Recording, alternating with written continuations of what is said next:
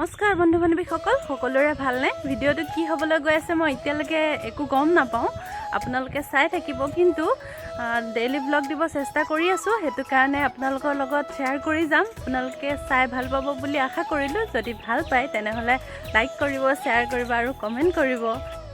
এটা ফুল ছিঙিব ওলাইছোঁ। এই ফুলজোপা চিনি পাইছেনে আপোনালোকে? এইজোপা অপৰাজিতা হয়। এইটো অপৰাজিতা দেখিছেনে? ঘৰত থাকিলে বোলে বহুত পইচা আহে ঘৰলৈ, সেইটো হয়নে নহয় নাজানো, কিন্তু এইটো যে ফুলটো যে শৰীৰৰ কাৰণে বহুত ভাল সেইটো জানো। সেইটো কাৰণে মই নিব আহিলোঁ। নায়েই ফুল, কেইপাহমান আছিলে, মৰহি গৈছে। মই মৰহি যোৱা কেইপাহ লৈছোঁ। ধোৱা হৈ গ'ল, ধুই আকৌ তাতে পানী দি আনিছোঁ। অপৰাজিতা ফুলখিনি এনেকৈ মোহাৰি থাকিলে হ'ব, একো কৰিব নালাগে। খালি গোটেই ফুলটো যাতে নাইকিয়া হৈ যায়, এনেকৈ মোহাৰি মোহাৰি। আপোনালোকক লাষ্টত এটা মেজিক দেখাম, চাবচোন। এইটো নীলা হৈ গ'ল, দেখিছেনে? এতিয়া আপোনালোকক মই এটা মেজিক দেখাম। সেই মেজিকটো চাওকচোন। এইডোখৰ নেমু চেপি দিলে এইটো নীলা হৈ আছে, হৈ যাব কি কালাৰ চাবচোন। লগে লগে ৰংটো সলনি হৈ যায়।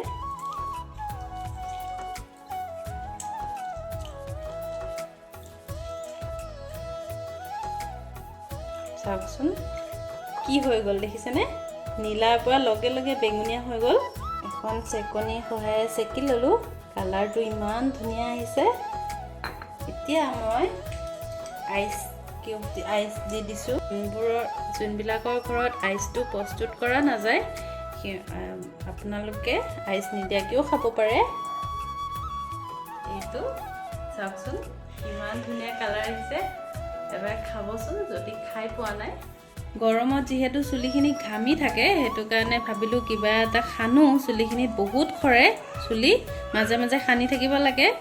এতিয়া অলপমান জেতুকা পাত লৈছোঁ। জেতুকা পাতখিনি কাটি আনি ধুনীয়াকৈ ধুই লৈছোঁ, যাতে বালিবোৰ থাকে, বালিবোৰ আঁতৰি যাওক।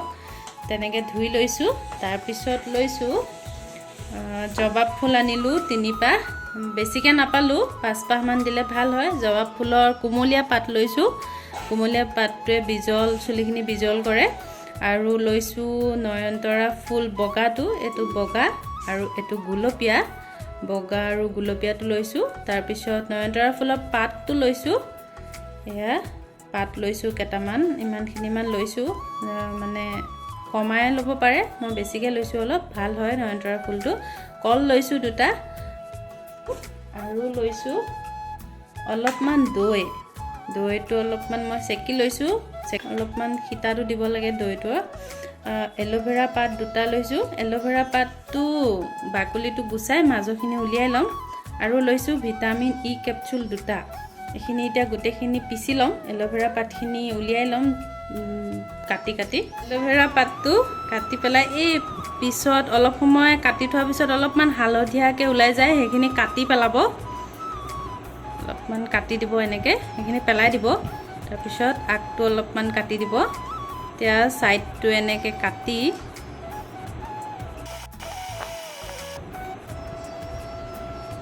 এনেকৈ মাজত দি দিব।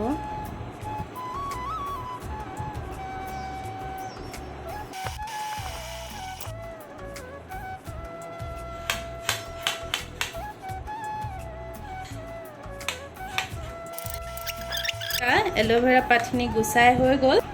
এতিয়া মই গোটেইখিনি মিক্স কৰি পেলাই পিচি দিম।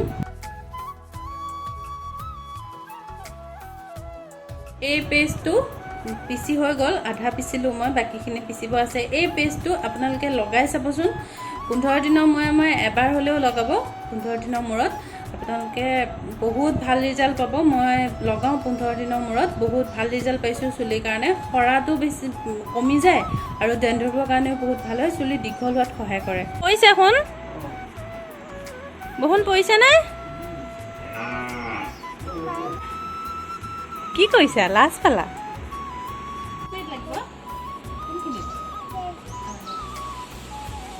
তুমি চুলিত খানা এতিয়া